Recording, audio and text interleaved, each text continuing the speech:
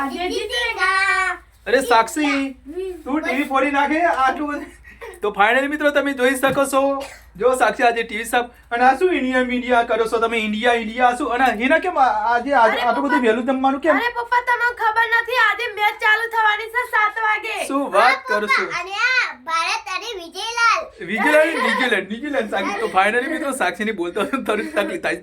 તો ફાઇનલી મિત્રો તમે જોઈ શકો આજે સાક્ષી જો ટીવી રેડી કરી દીધી છે અને આજે તો 7 વાગે મેચ ચાલુ થવાની છે તો આજે હિના અને આજે બી 7 વાગે પછી અમે કશું કમી કરીએ જો અમાર મેચ જોવાની છે. હા તો ફાઇનલી મિત્રો આજે તો ન્યુઝીલેન્ડ ભારતની મેચ છે અને એ કયા સ્ટેડિયમમાં રમવાની સાક્ષી સાક્ષી કા તમે હિના બે ચલો હેડો સાક્ષી કયા સ્ટેડિયમમાં રમવાની મેચ નરેન્દ્ર મોદી સ્ટેડિયમ અમદાવાદ. હા નરેન્દ્ર મોદી સ્ટેડિયમ અમદાવાદ હા તો ફાઇનલી મિત્રો આજની મેચ નરેન્દ્ર મોદી સ્ટેડિયમ અમદાવાદમાં રમવાની છે તો આજની મેચ કોણ જીતશે એ કોમેન્ટમાં લખી દેજો ફટાફટ લખી દેજો. અને હા મારા તરફથી તો ભારત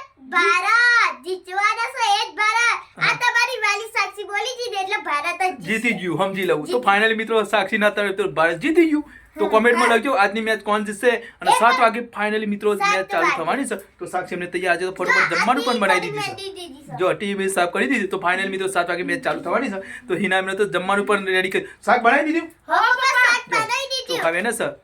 અને હા ઇન્ડિયા જીતેગા ઇન્ડિયા તો કોમેન્ટમાં લખી દેજો આજની મેચ કોણ જીતશે સાક્ષી બોલી જી કે આ એટલે ભારત જીતી ગયું ફાઇનલ ફાઇનલ ચલો ઇન્ડિયા આજે